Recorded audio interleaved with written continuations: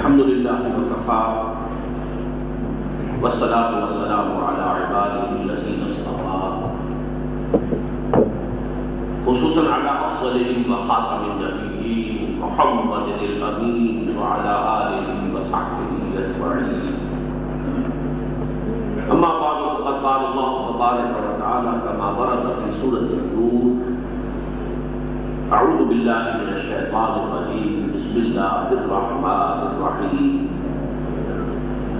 وعد الله الذين آمنوا منكم وعملوا الصالحات ليستخلفنهم في الأرض كما استخلف الذين من قبلهم وليمكنن لهم دينهم الذي ارتضى لهم وليبدلنهم من بعد خوفهم أمنا يعبدونني لا يشركون بي شيئا ومن كفر بعد ذلك فأولئك هم الفاسقون.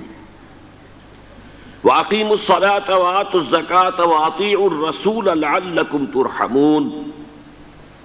لا تحسبن الذين كفروا معجزين في الأرض ومأواهم النار ولبئس المصير. وقال عز وجل كما ورد في سورة الصف: يريدون ليطفئوا نور الله بأفواههم والله متم نوره ولو كره الكافرون. هو الذي أرسل رسوله بالهدى ودين الحق ليظهره على الدين كله ولو كره المشركون. يا أيها الذين آمنوا هل أدلكم على تجارة تنجيكم من عذاب أليم تؤمنون بالله ورسوله وتجاهدون في سبيل الله بأموالكم وأنفسكم ذلكم خير لكم إن كنتم تعلمون. صدق الله العظيم. رب اشرح لي صدري ويسر لي أمري واحلل عقدة من لساني يفقهوا قولي. اللهم ربنا ألهمنا رشدنا وأعذنا من شرور أنفسنا. اللهم أرنا الحق حقا وارزقنا اتباعه وأرنا الباطل باطلا وارزقنا اجتنابه. آمین یا رب العالمین. معزز حاضرین اور محترم خواتین، میری آج کی گفتگو کا عنوان آپ کے علم میں ہے، آپ کے نگاہوں کے سامنے بھی لکھا ہوا ہے جلی حروف میں، خاصا طویل عنوان ہے: سلسلہ تجدید خلافت کی پہلی اور آخری کڑی. حضرت عمر بن عبدالعزیز رحمۃ اللہ علیہ اور الامام المہدی سلام اللہ علیہ. موضوع طویل بھی ہے اور متعدد موضوعات اس میں ایسے شامل ہیں کہ جن میں وضاحت کی ضرورت ہے، اس لیے کہ جدید ذہن عام طور پر ان موضوعات پر گفتگو سے زیادہ دلچسپی نہیں رکھتا. بالخصوص احادیث نبویہ میں جو پیشن گوئیاں وارد ہوئی ہیں، ہمارا جو جدید تعلیم یافتہ طبقہ ہے وہ ان سے ایک طرح کی الرجی، ایک طرح کا ذہنی بعد محسوس کرتا ہے. بہرحال موضوع نہایت اہم ہے اور میں یہ سمجھتا ہوں کہ 15ویں صدی ہجری کے اعتبار سے انتہائی ریلیونٹ موضوع ہے جس پر آج ہمیں گفتگو کرنی ہے. البتہ یہ ضرور ہے کہ گفتگو موضوع ہی کی مناسبت سے قدر طویل ہو جائے گی، تو میں آپ حضرات سے استدعا کرتا ہوں کہ پورے صبر و ثبات کے ساتھ میرا ساتھ دیجیے. بیئر ود می جسے انگریزی میں کہا جاتا ہے. میں نے آج 2 مقامات سے قرآن مجید کی آیات تلاوت کی ہیں. پہلا مقام سورہ نور کا ہے، جس کی نہایت مشہور آیت نمبر 55. اس میں اللہ تعالیٰ نے امت مسلمہ سے ایک نہایت پختہ، نہایت موثق، نہایت مؤکد وعدہ کیا ہے کہ وہ اس امت مسلمہ کو خلافت ارضی عطا کرے گا، پورے زمین کی خلافت و حکومت. وعد اللہ الذین آمنوا منکم، اے مسلمانوں تم میں سے جو واقعی صاحب ایمان ہوں گے، وعملوا الصالحات، اور نیک عمل کریں گے، ایمان کے عملی تقاضوں کو بھی پورا کریں گے۔ تو ان کے ساتھ اللہ تعالیٰ کا ایک وعدہ ہے نہایت موثق، نہایت مؤکد۔ عربی زبان میں تاکید کا اس سے آگے کوئی اور اسلوب نہیں ہے کہ فعل مضارع کے آخر میں نون آئے تشدید کے ساتھ، شروع میں لام آئے زبر کے ساتھ، لام مفتوح نون مشدد۔ وعدہ کیا ہے؟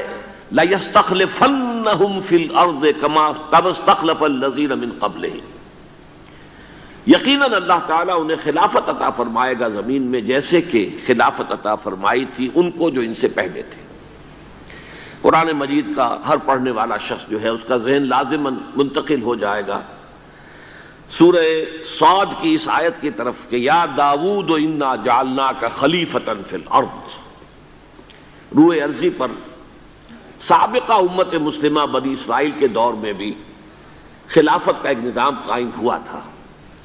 حضرت داؤد، حضرت سلیمان علیہ السلام وہ اگرچہ بادشاہ کہلاتے تھے، حقیقت میں وہ خلفاء تھے۔ یا داؤد انا جعلناک خلیفۃ فی الارض، اے داؤد ہم نے تمہیں زمین میں خلافت عطا فرمائی ہے۔ فاحکم بین الناس بالحق، بس فیصلے کرو لوگوں کے مابین حق کے ساتھ۔ ولا تتبع الہوی فیضلک عن سبیل اللہ، اور کبھی بھی اپنی خواہش نفس کی پیروی نہ کرنا، وہ تمہیں اللہ کے راستے سے گمراہ کر دے گی۔ تو فرمایا جیسے انہیں خلافت دی تھی ویسے ہی اس امت مسلمہ کو کل روئے ارضی کی خلافت دی جائے گی۔ کما استخلف الذین من قبلہم وَلَيُمَكِّنَنَّ لَهُمْ دِينَهُمُ الَّذِي ارْتَضَىٰ لَهُمْ، اور لازماً تمکن عطا فرمائے گا، غلبہ عطا فرمائے گا اللہ تعالیٰ ان کے لیے، ان کے اس دین کو جو اللہ نے ان کے لیے پسند کر لیا ہے۔ یہاں بھی میں سمجھتا ہوں کہ قرآن مجید سے دلچسپی رہنے والا شخص جو ہے وہ لازماً سورہ مائدہ کی 30 آیت کا یہ ٹکڑا جو ہے اس کے ذہن میں آ جائے گا۔ الیوم اکملت لکم دینکم واتممت علیکم نعمتی ورضیت لکم الاسلام دینا، آج کے دن میں نے تمہارے لیے تمہارے دین کی تکمیل کر دی ہے، اپنی نعمت ہدایت کا اتمام کر دیا ہے، اور اب میں نے منظور فرما لیا ہے، پسند کر لیا ہے ہمیشہ ہمیش کے لیے تمہارے لیے دین اسلام۔ رضیت لکم الاسلام دینا، یہاں وہی لفظ آیا ہے وَلَيُمَكِّنَنَّ لَهُمْ دِينَهُمُ الَّذِي ارْتَضَىٰ لَهُمْ وَلَيُبَدِّلَنَّهُمْ مِن بَعْدِ خَوْفِهِمْ أَمْنًا۔ یہ تاکید کا اسلوب کس طرح تکرار کے ساتھ آ رہا ہے، اور لازماً اللہ بدل دے گا ان کے خوف کی حالت کو امن کی کیفیت سے۔ اب یہ دیکھیے 3 وعدے کیے ہیں اللہ نے، حقیقت میں وہ ایک ہی وعدہ ہے۔ یہ بالکل جیسے عیسائی اپنے عقیدہ تثلیث کے بارے میں کہتے ہیں 3 میں 1، 1 میں 3، تو حوالہ صرف دے رہا ہوں، وہ اس وقت میرا موضوع نہیں ہے کہ یہ وعدے 3 ہیں لیکن حقیقت میں ایک ہے۔ اللہ تعالیٰ امت مسلمہ کو زمین کی خلافت عطا کرے گا، نمبر 1، اور ان کے دین کو تمکن عطا کر دے گا، نمبر 2۔ مطلب تو ایک ہی ہوا، جب مسلمانوں کو خلافت نہ عطا ہو جائے گی، حکومت عطا ہو جائے گی، تو ظاہر بات ہے کہ ان کے دین کو تمکن عطا ہو جائے گا، اور ان کے خوف کی کیفیت کو امن سے بدل دے گا۔ پھر وہی بات ہے، اس لیے کہ ظاہر بات ہے کہ جب حکومت ان کی اپنی ہوگی تو پھر ظاہر بات ہے خوف کی کیفیت نہیں ہے۔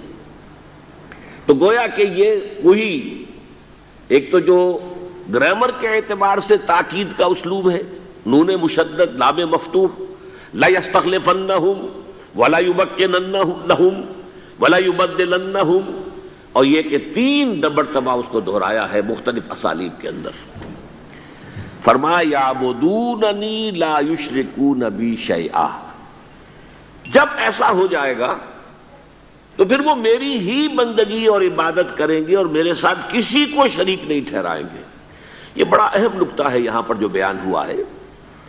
جب تک اللہ کا دین غالب نہ ہو، اسلام کی حکومت نہ ہو، توحید کامل نہیں ہوتی۔ توحید صرف عقیدے میں کامل ہو سکتی ہے آپ کی، آپ اللہ کو ایک جانے، کسی کو اس کا مد مقابل نہ سمجھے، ساجی نہ سمجھے، برابر نہ سمجھے، مثال نہ سمجھے، مثیل نہ سمجھے۔ لیکن توحید تو در حقیقت مکمل تب ہوگی جب ایک ہی اللہ کی بندگی کی جا رہی ہو، اسی کی اطاعت کی جا رہی ہو، اسی کا قانون نافذ ہو، اسی کا نظام قائم ہو. جب ایسا ہوگا تب یہ بات ہوگی کہ یعبدوننی لا یشرکون بی شیئا، تب ان کی عبادت خالص ہو جائے گی اور ہر شائبہ شرک سے پاک ہو جائے گی.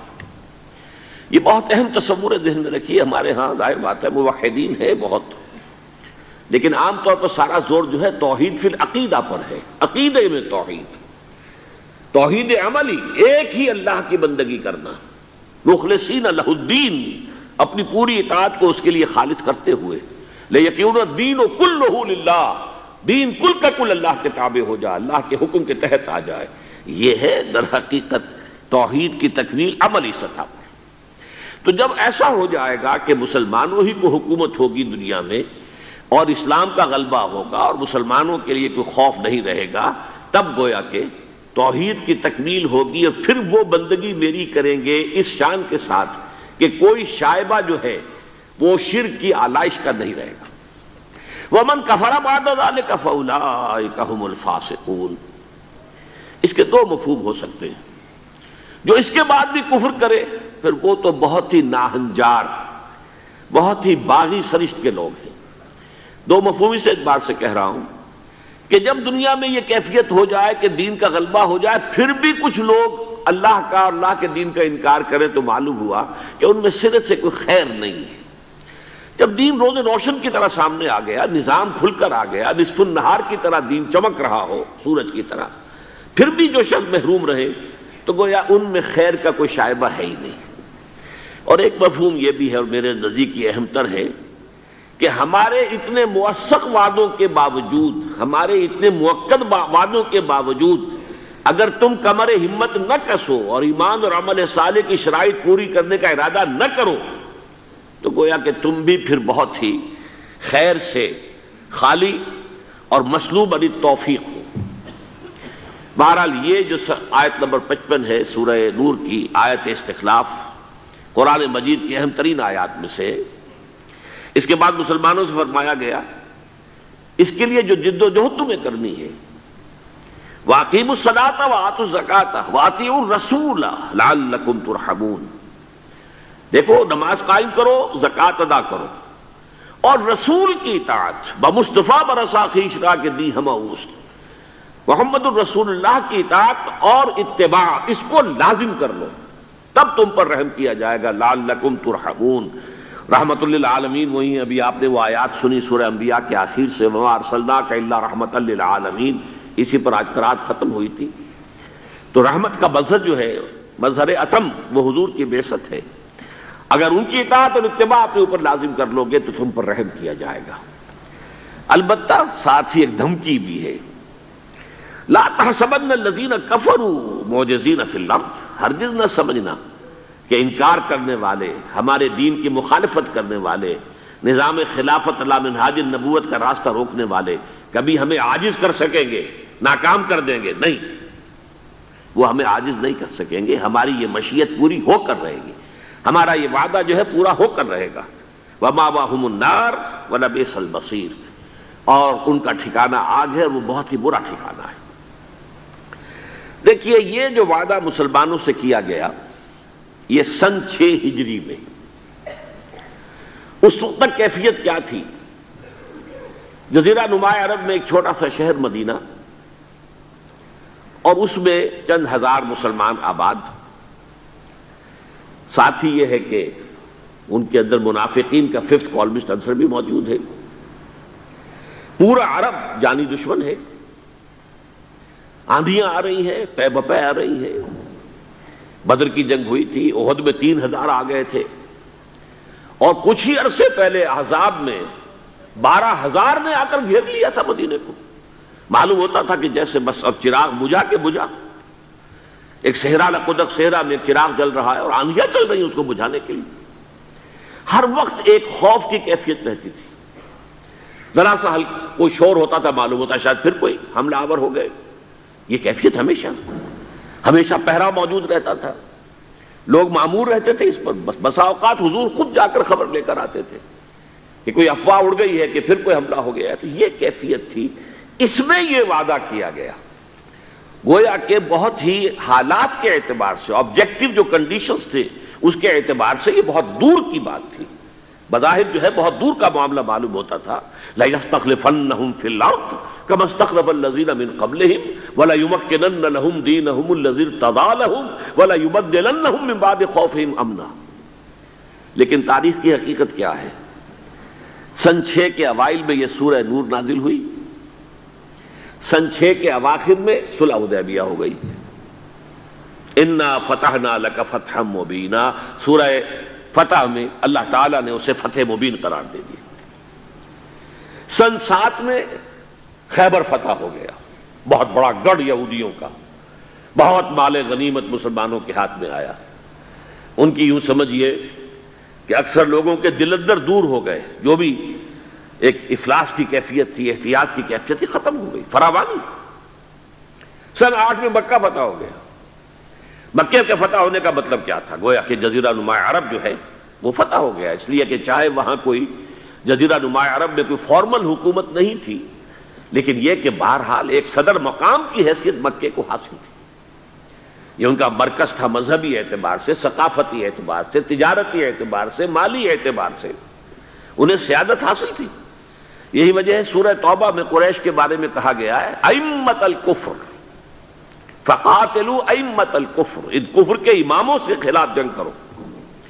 اب جب مکہ فتح ہو گیا تو گویا کہ جزیرہ نما عرب میں محمد الرسول اللہ صلی اللہ علیہ وسلم کی حکومت قائم ہو گئی۔ اب نوٹ کیجئے، جیسے حضرت داؤد کی حکومت کو قرآن نے خلافت قرار دیا، یا داؤد انا جعلناک خلیفۃ فی الارض، اسی طرح یہ چند سال جو ہے حضور کی حیات طیبہ کے، میرے نزدیک فتح مکہ کے بعد سے لے کر آپ کے وصال تک، اس میں آپ کی حیثیت جزیرہ نما عرب میں خلیفۃ اللہ کی تھی۔ اب آپ خلیفہ تھے، آپ اللہ کے نائب تھے، آپ ہی در حقیقت اس پوری مملکت کے فرما روا تھے اللہ کے حکم کے مطابق۔